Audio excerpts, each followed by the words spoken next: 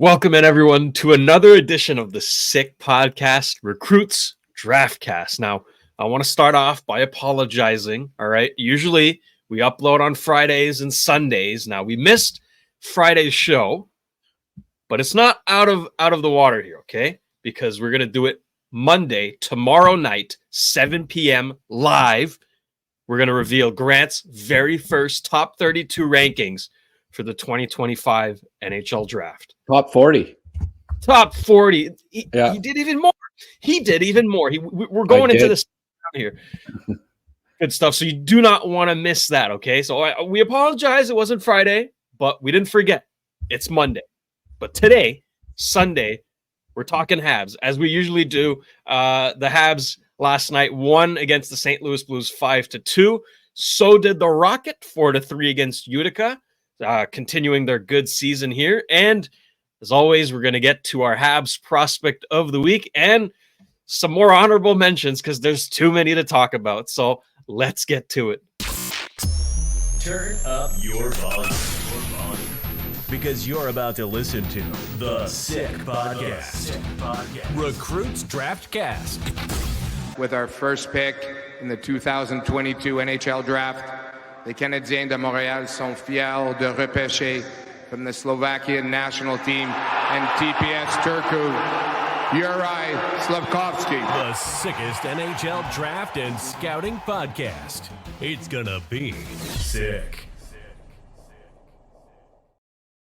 Producer Shane here, joined as always by the marvelous Grant McCagg. Grant, how are we feeling today? Hey.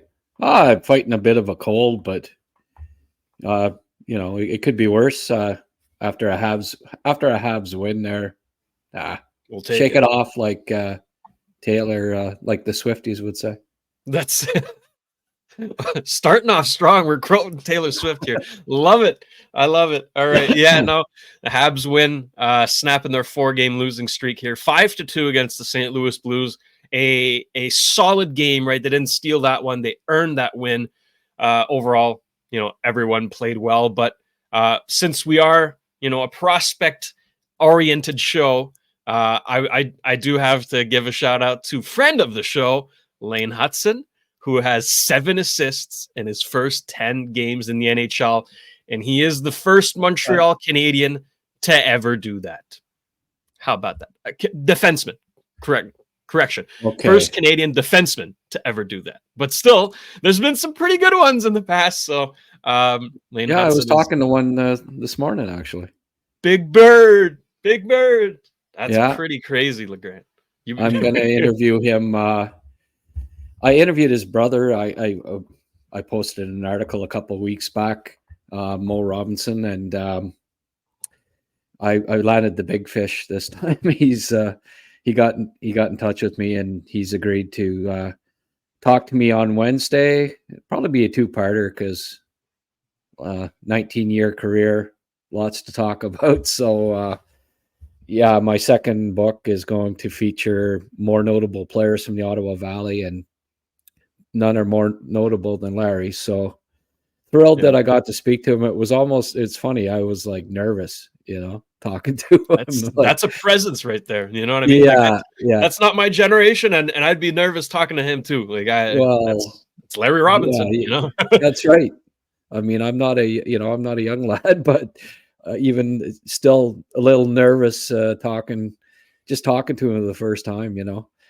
It's funny. Like, we had a cottage on the Quebec side, on the Ontario Quebec border growing up on the Ottawa River, and Larry's in-laws had a cottage there too.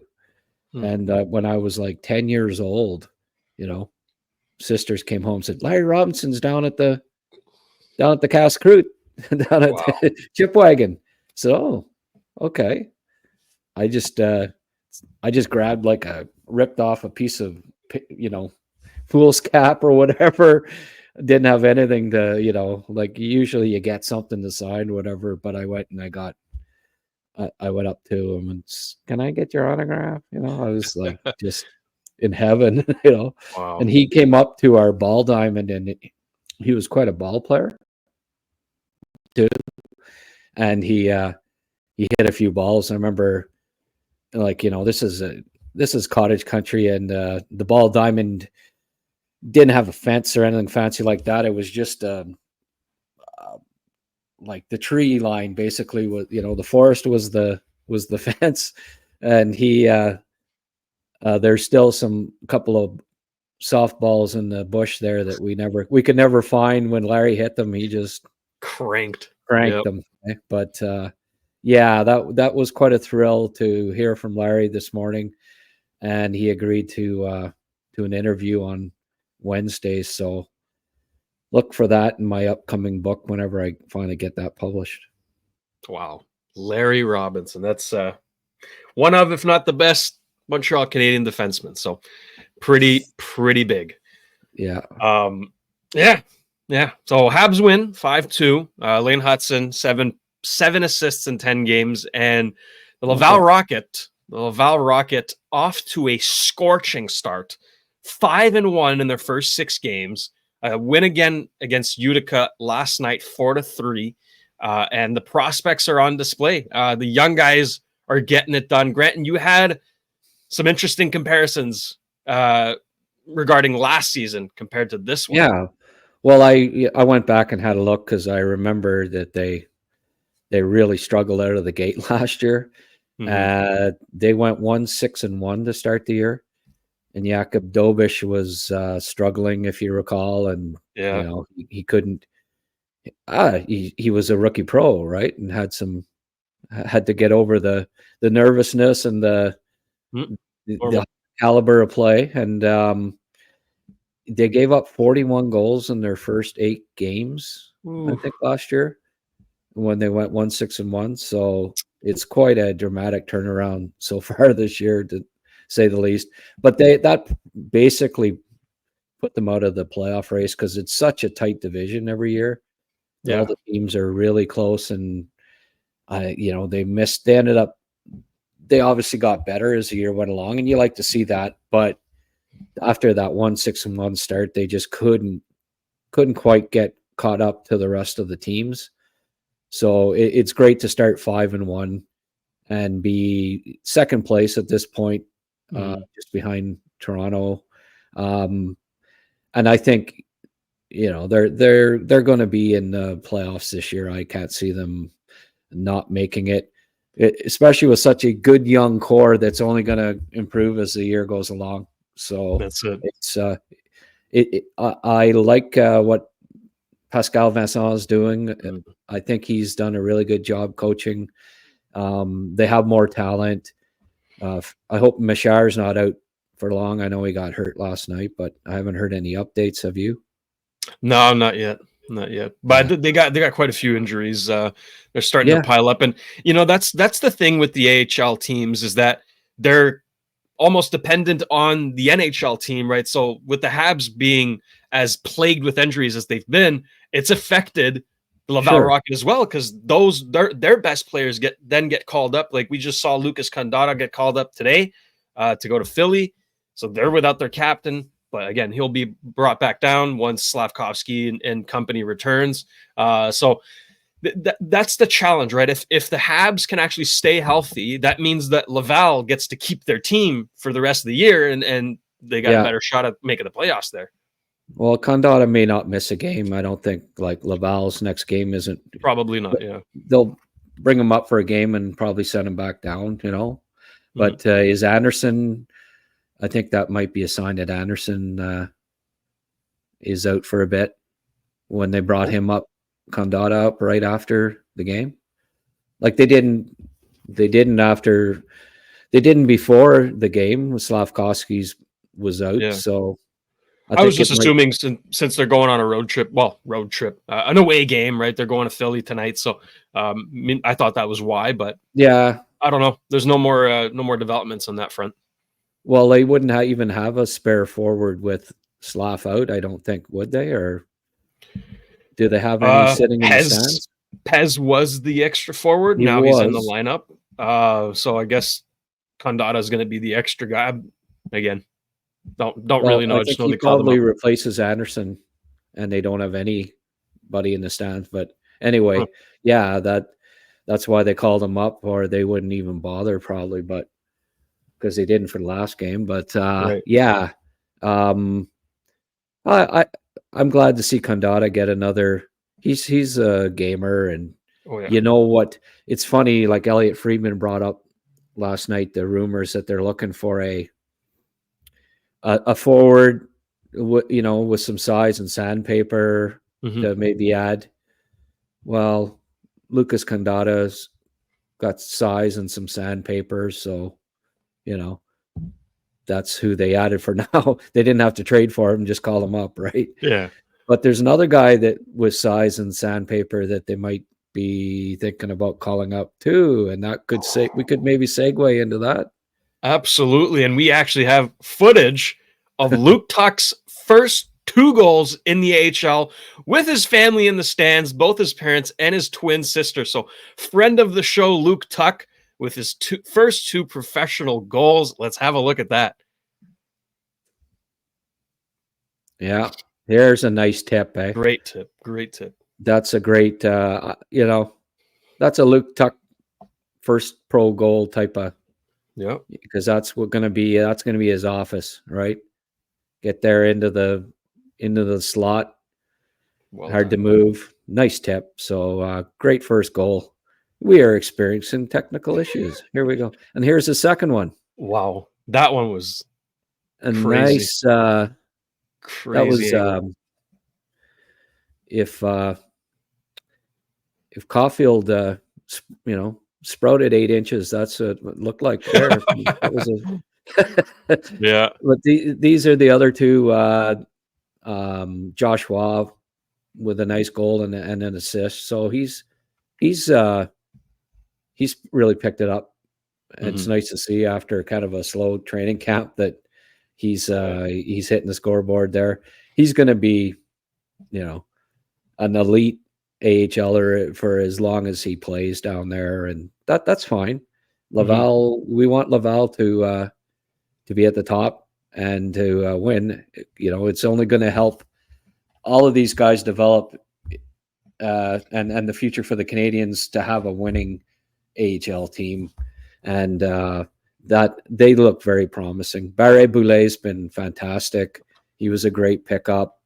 Him and Roy have found chemistry instantly, and then Jared Davidson scored the last one. He's just kept getting better and better as the second half of last year. He was probably the most improved skater on the team, and he's just picked up where he left off last year and found another level yet. So don't count out Jared Davidson as an NHL prospect. He's just he's a young guy, and he just keeps getting better. So I loved him in junior.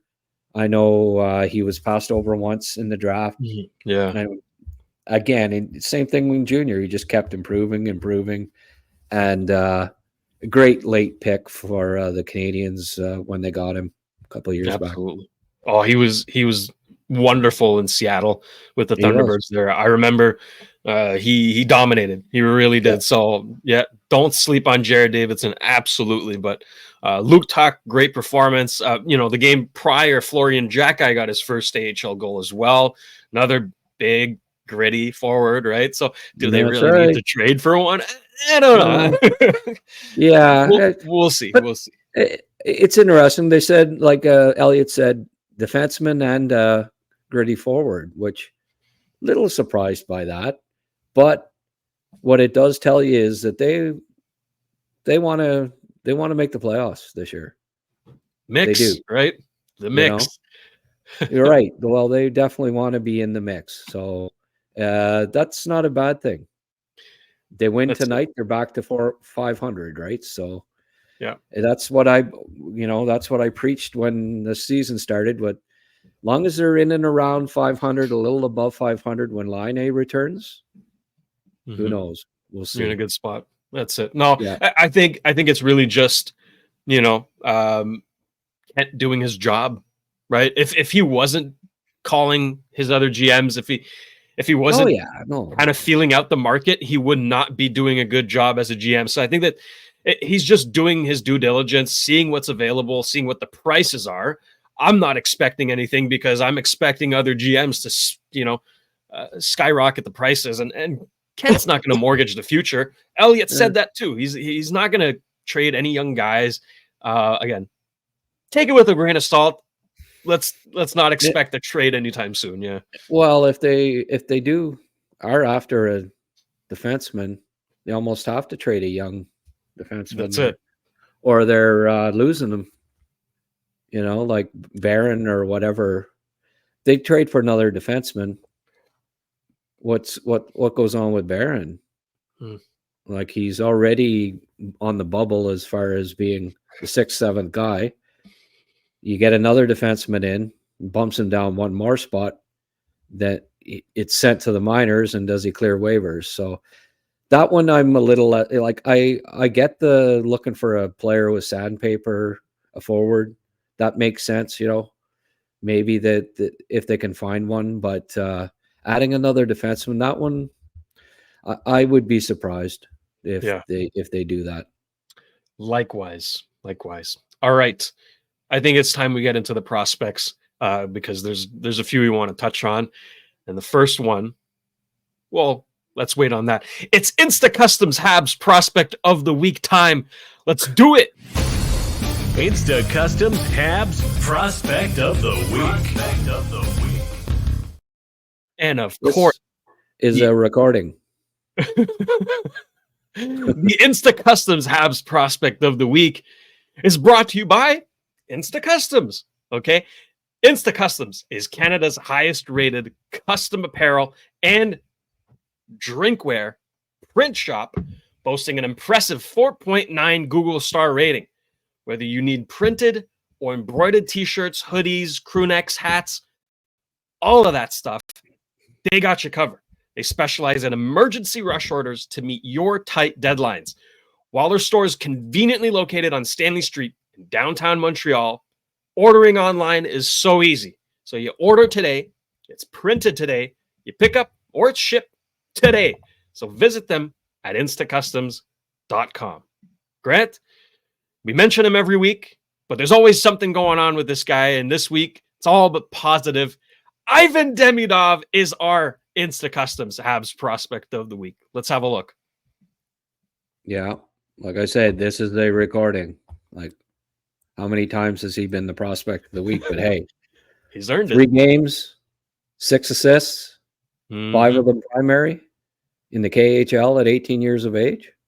That'll get you the Habs Insta Customs Prospect of the Week every time. But yeah, these are his main highlights from the game against Kunlun, where he had 4 primary assists. Yeah. But as you can see by these highlights, he could have had goals, he could have had more assists. He was just all over. Look at that.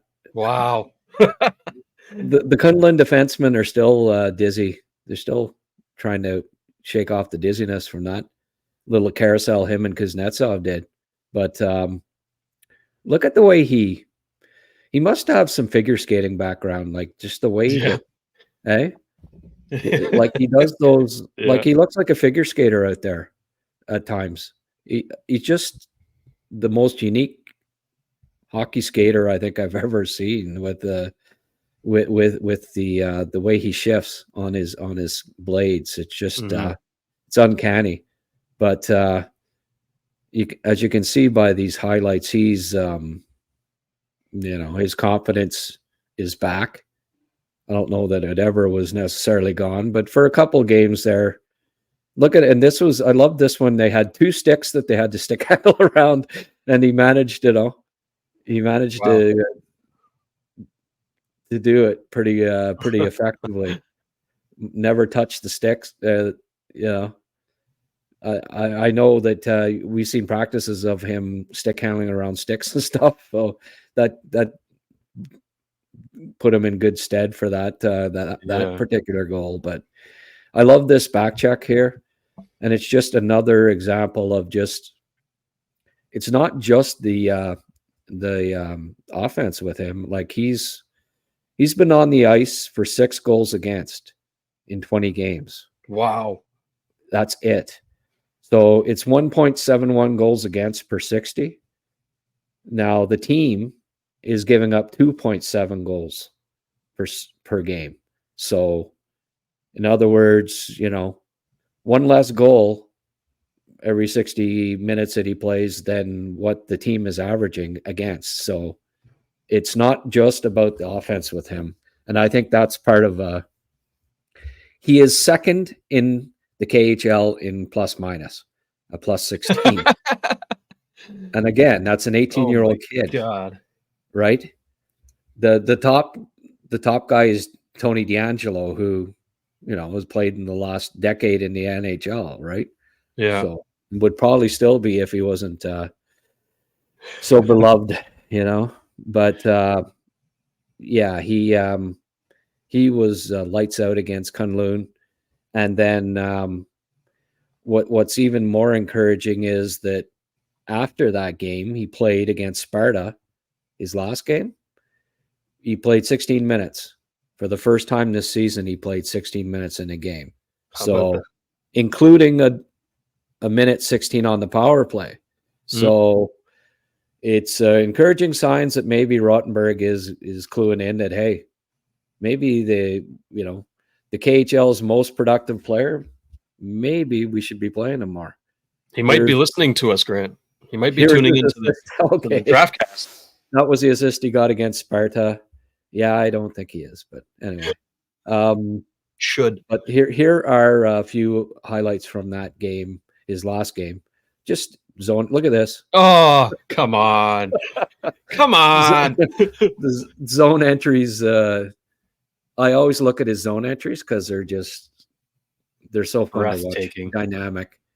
Wow. Instat gives you the zone entries, and then you just look at those, and yeah, this guy's not bad.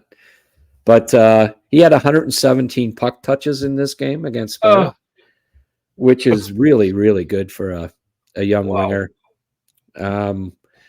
Now he's averaging 4.57 points per 60 minutes and 4 primary points per 60 minutes, which is the best mark in the KHL. So that's crazy for an 18-year-old rookie in, what many claim to be the second best pro league. I think it might be the third or fourth, but that doesn't matter. It'd be like him leading the AHL at 18, right? In primary points per 60 minutes. It's just unheard of, right? Like Michkov, Michkov's set records or whatever last year in the KHL for an 18-year-old. Well, I think 2.3 primary points per 60 minutes last year, which is excellent. That's really good. But Demidov's 4 points. Double. Double. Yeah, almost double. So it's just, and then also just the fact that, like Michkov was on for basically a goal a game, a goal against per game average last year. Demidov, it's 0.3. So a third of what Michkov was defensively. So it's not just about the offense with Demidov. He really, because he's a hound on the puck, he anticipates the play well. He's always disrupting the opposition when they have the puck. He's creating turnovers. He's creating offense. On the transition, he's fantastic. Just all around game is superb. And he'll be in the NHL next year. I can't see him. He's not going to need AHL time.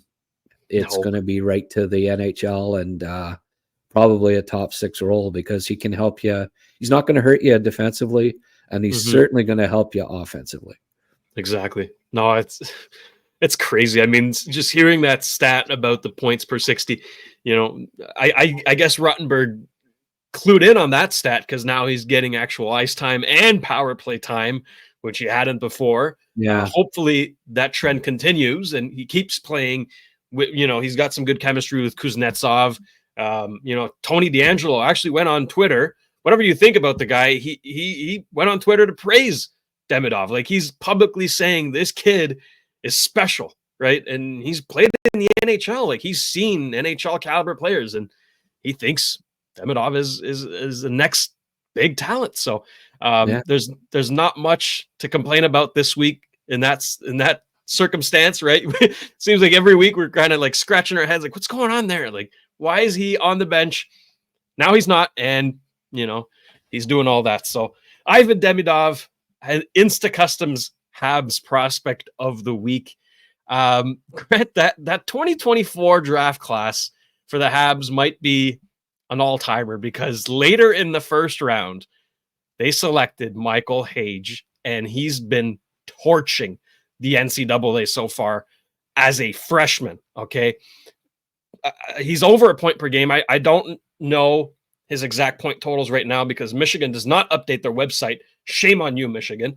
But I know he's over a point per game, and he scored the overtime winner in their last game. But Grant, you highlighted a play that led to the power play that led to the overtime goal that was caused by Michael Hage. And we have the video here. Let's have a look. Yeah, it's pretty spectacular, the move he made there. Yep, gets hooked. Run that one again. Angle. Oh, for sure. Just the way out there, and then no. Too bad he didn't complete it, but like, obviously if he'd have put that in, that would have blew up Twitter, right? But because it didn't score, you didn't see. Like, I don't know that many people posted that, but I was watching the game at the time, and it's like, wow, what a move. Yeah. Everybody talked about the goal that the ensuing goal that he scored on the power play, but it was all because of that. He drew the penalty. Anytime you go up, anytime you got a power play in overtime, 3-on-3 becomes 4-on-3, usually they score, right? And so Hage goes right back out, pops the goal, and everyone saw that. But yeah, I thought that I'd put the reason why he got the goal up on Twitter, the next day, and it was just a spectacular move. Him and Demidov and Hudson, man. on power plays down the road 2 or 3 years. Come on, Dangle City, the three of them, like, they're gonna be a lot of knee injuries to opposing players, ankle broken ankles. Yeah. Oh man, I cannot wait. Could you imagine? I mean, the both power play units are going to be deadly, because you can only put 5 guys, right? And the Habs 2-3 years down the road are going to have 10. So it's going to be special. But it was worth highlighting. Michael Hage keeps dominating in the NCAA as a freshman, first season there. Just remarkable stuff. Now, Grant, if we want to stick to the NCAA here, there's another guy that not many Habs fans talk about who plays for Denver, and that's Sam Harris, who is currently tied for most goals in the NCAA. How about that? Yeah. There are 1, 2, 3, 4, 5, 6, 7, 8 guys tied up atop with 8, with 6 goals so far this year, and Harris is one of them. So again, for a late round pick, it's always encouraging to see. He's only a sophomore, right? So that's very encouraging as well, to see that he's off to a great start in Denver. He's got a great shot. He's going to score a lot of goals in college, and presumably, will come to the AHL and also produce, because we saw it in development camp in the summer. He's there are some things to like about his game, and I think that he's going to be a decent pro at the AHL level down the road. Absolutely. Well, we'll take those, eh? We'll definitely take those, especially for a later round pick. Sam Harris, keep doing what you're doing, my friend, and we'll follow along. Again, we like to highlight maybe some of the more forgotten about. I don't want to say forgotten about, but under the radar Habs prospects, right? We know the main ones, and we talk about them every week because there's a reason they're the main ones.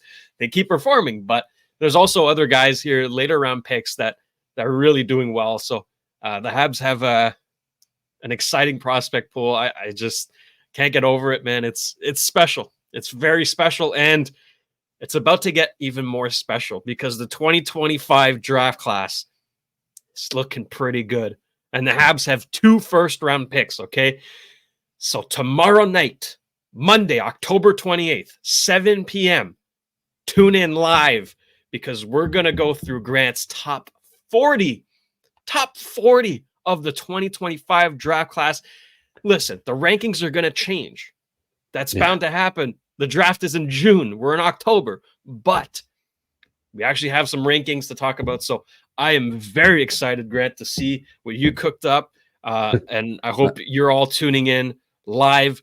You can comment. You can let us know what you think. Who's the best player? Who do you want the Habs to take? Let us know. We'll be back tomorrow night. Grant, any parting words before we head off? Yeah, I did a lot of homework this past week on the draft, and there are a bunch of guys that, well, you don't see on many draft lists, in many top 30 lists. I know that that are rising. Like there'll be a lot of surprises in there. Probably a bunch of names that people that are following the draft haven't seen. That's so good. But they're all very legitimate prospects, and there's a lot of good Canadian forwards this year in the top 40, and Sweden actually has a bunch of very promising forwards. They've got good depth, and a bunch of them made my top 40. And there's some big risers, guys that are now in the top 15 that I don't believe Central Scouting had as A prospects even. So it's going to be it's very current, up to date list with some big risers. I could probably do. Well, there's one kid that scored 10 points in his last 2 games. And he might, I'm not going to say who it is because he's probably going to be our prospect of the week, but he may not be, because there's a kid in Sweden who had a hat trick in Allsvenskan, the second pro league, just the other day. So he's in the running too. I think we're going to have Cole. It's going to be one of those, 2 or 3 guys, because there's no rules. Yeah, we can do whatever we want. And there's another kid too in the WHL that's just been tearing it up. Yeah, I think I know what you're talking about. Mm-hmm. Yeah, well, there's a couple of them, but anyway, there's some big risers, and it's starting to shape up. And yeah, it's a preliminary list, and I'll explain all that tomorrow. That this. Don't be looking at this list in June and say, hey, why is that guy there and this guy here? Because it'll change, but there's already been huge changes in the last month, and my list will be very current. Absolutely. And keep in mind, guys, Grant was the first to say that Beckett Seneca was the top 5 buy. He went 3rd. So you might want to tune in tomorrow. Not, he's done it before, right? Slav 1st, Reinbacher 5th. Who's it going to be this year? So tune in tomorrow night, 7 p.m. on the Sick Podcast Recruits Draftcast. I'm producer Shane. That's Grant McCagg. Until tomorrow, take care, everyone. And that's a wrap. Hope you don't miss us too much until next time. Follow the Sick Podcast Recruits Draftcast on YouTube, Facebook, Google Play, and Apple Podcasts.